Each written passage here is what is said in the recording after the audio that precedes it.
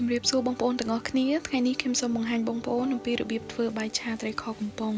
វាជាបាយឆាដែលមានរសជាតិឆ្ងាញ់ប្លែកពីបាយឆាដទៃហើយក៏ងាយស្រួលធ្វើផងដែរ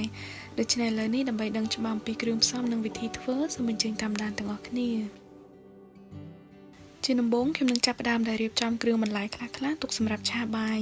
មានដូចជាសណ្តែកគួរចំនួន3គួរយើងត្រូវហាន់វាឲ្យបានតូចៗហើយប្រសិនបើបងប្អូនចង់ដាក់ច្រើនជាងនេះបន្តិចក៏បានដែររួចហើយត្រូវហាន់ខ្ទឹមក្រហម1មើមធំឬស្មើនឹង3មើមតូចៗជាចំណិតស្តើង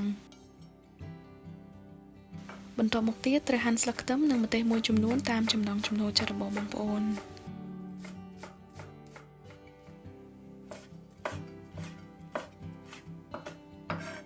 ហើយចុងក្រោយសូមចិញ្ច្រាំខ្ទឹមសចំនួន3កំពឹសឲ្យបានម៉ដ្ឋផងដែរបន្ទាប់ពីបានរៀបចំគ្រឿងទាំងប៉ុន្មានមុខនេះរួចរាល់អស់ហើយយើងត្រូវដាក់ខ្ទះមួយដាំឲ្យក្តៅ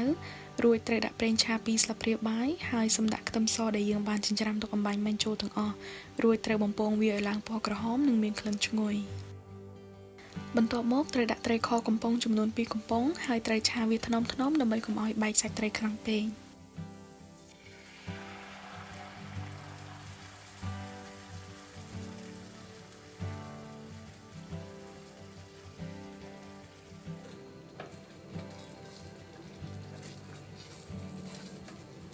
រួចត្រូវដាក់ទឹកត្រី1ស្លាបព្រាបាយទឹកស៊ីអ៊ីវ2ស្លាបព្រាបាយទឹកម្ទេស2ស្លាបព្រាបាយនិងស្ករ2ស្លាបព្រាកាហ្វេហើយឆាវាចូលគ្នាឲ្យសព្វរហូតទាល់តែត្រីខរាងស្ងួតបន្តិចពេលកំពុងឆាត្រីខនេះបងប្អូនអាចប្រើវែកឆាបំបែកសាច់ត្រីជាដុំធំល្មមហើយដួសត្រីប្រមាណដុំទុកមួយឡែកសិនមុននឹងដាក់បាយចូលពីព្រោះប្រសិនបើយើងដាក់វាឆាជាមួយគ្នាទាំងអស់សាច់ត្រីនឹងបែកអស់ធ្វើឲ្យបាយឆានេះមិនសូវទំនងគួរឲ្យចង់ទទួលទាននោះទេនៅពេលដែលត្រីខស្ងួតល្មមតាមដែលបងប្អូនចង់បានហើយសូមដាក់បាយសចូលចំនួន2កូនចានចង្កឹះរួចត្រូវដាក់សណ្តែកគួរនិងខ្ទឹមក្រហមចូលជាមួយគ្នាទាំងអស់ហើយឆាវាចូលគ្នាឲ្យសព្វរយៈពេលឆាក៏មិនសូវជាយូរប៉ុន្មានដែរគឺយើងឆាវាមកល្មមឲ្យបាយក្តៅខ្លាំង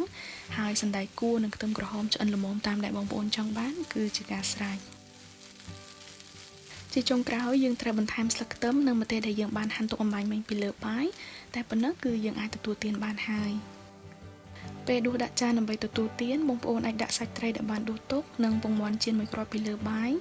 ហើយថែមសណ្តែកគួរថែមម្ទេសស្លឹកខ្ទឹមនិងខ្ទឹមក្រហមជាពិសេសក្រូចឆ្មារមួយចំណិតទៀតដើម្បីធ្វើឲ្យបាយឆាមួយចាននេះកាន់តែមានរសជាតិឆ្ងាញ់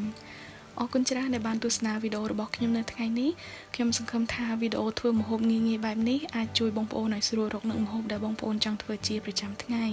ដូច្នេះប្រសិនបើបងប្អូនមានសំណួរឬយោបល់សូមសរសេរ comment នៅខាងក្រោម